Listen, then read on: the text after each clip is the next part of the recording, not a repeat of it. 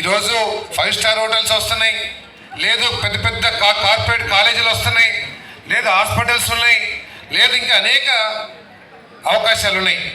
వాటన్నిటినీ కూడా ఎవరో నాబోటి పెట్టుబడిదారుడు ఇండస్ట్రీ పెడితే వాళ్ళ దగ్గర కాంట్రాక్ట్లు ఇచ్చి చేయించుకునే కంటే కూడా ఇగో ఈ బట్టలు ఉతికే కానీ హోటల్లో ఒక 5 స్టార్ హోటల్ పెట్టారు, లేదా ఒక టూరిజం ఇండస్ట్రీ పెట్టారు.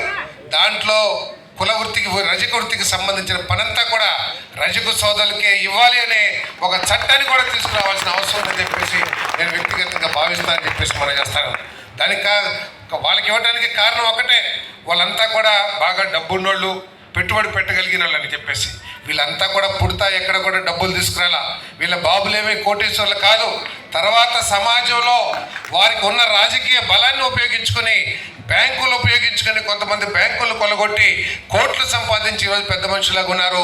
మన కష్టాన్ని నమ్ముకున్న వాళ్ళు మాత్రం మనం ఇప్పటికి కూడా అట్టడుకునే స్థాయిలో ఉన్నామని చెప్పేసి మనం చేస్తాము.